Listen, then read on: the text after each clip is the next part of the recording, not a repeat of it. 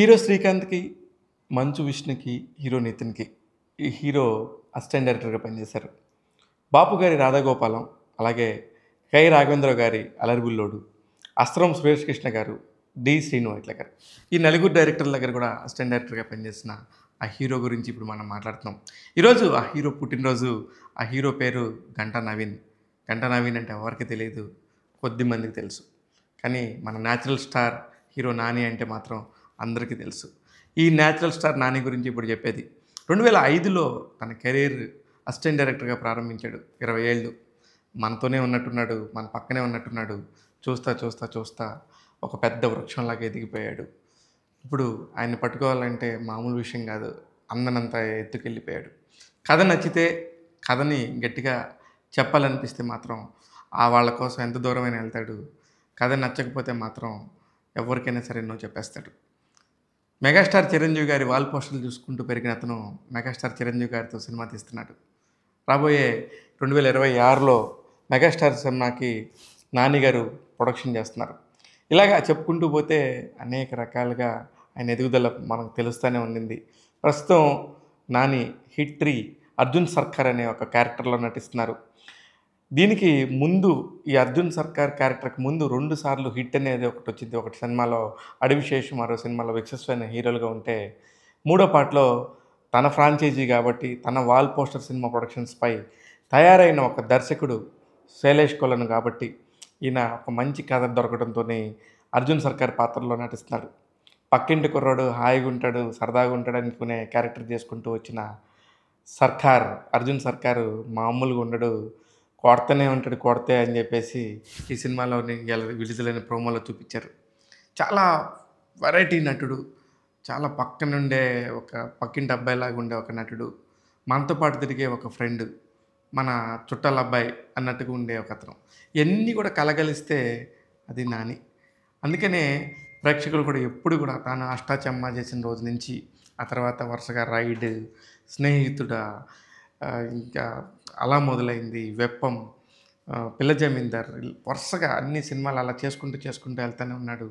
ఎప్పుడు గూడా అతనికి నటన బోర్ కొట్టదు. కారణం ఏందంటే, అతను నటించడు. నటునిలాగా ఉండే ఒక జీవిస్తూ ఉంటాడు ప్రతి క్యారెక్టర్‌లో గూడా. ఆ క్యారెక్టర్‌ని ఓన్ చేసుకుంటాడు. ఆ క్యారెక్టర్‌లో ఉండటానికి ఇష్టపడతాడు. అది యాక్చువల్లీ అందరికీ గూడా చాలా ఇష్టం. ఒక సినిమా ప్రేక్షకుడికి ఇట్లాంటి ఒక నటన ఉన్నోడంటే చాలా ఇష్టం. మనకి చూస్తూ చూస్తూనే ఎదిగిపోయాడు. నెక్స్ట్ లెవెల్‌కి వెళ్ళిపోయాడు మన హీరో నాని. ఇప్పుడు పాన్ ఇండియా లెవెల్‌లో అనేక సినిమాలు కూడా విడుదలవుతా ఉన్నాయి. రాబోయే రోజుల్లో కూడా మంచి మంచి సినిమాలు చేస్తాడాయన. ఒక 'దసరా' సినిమా తీసుకున్నప్పుడు గానీ, ఒక 'శ్యామ్ సింగరాయ్' సినిమా తీసుకున్నప్పుడు గానీ, అతను చేసిన నటన పరిపక్వత మామూలుగా ఉండదు.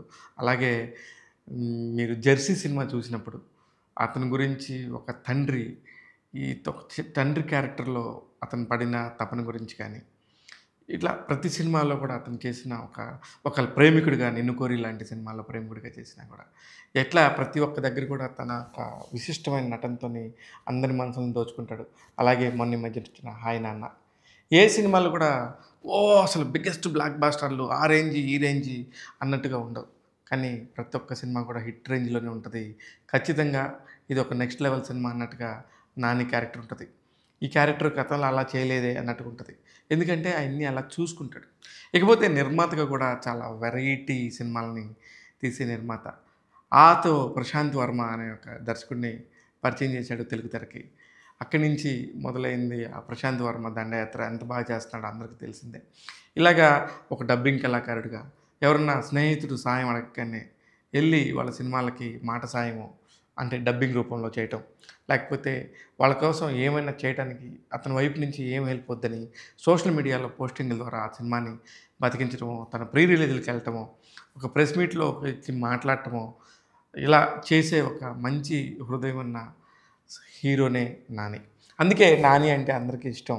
ఈ మధ్య కాలంలో 'ఆది పినిశెట్టి' గురించి వచ్చి మాట్లాడి, అదే రోజు తన సినిమా ప్రెస్ మీట్ ఉన్నప్పటికీ కూడా 'ఆది పినిశెట్టి' మీద ఉన్న స్నేహంతోని అతనొచ్చి వాళ్ళ గురించి మాట్లాడి, నిజంగా 'ఆది' ఈ రేంజ్ హీరో కాదు. ఎక్కడో ఉండాల్సిన ఒక మాస్ హీరో.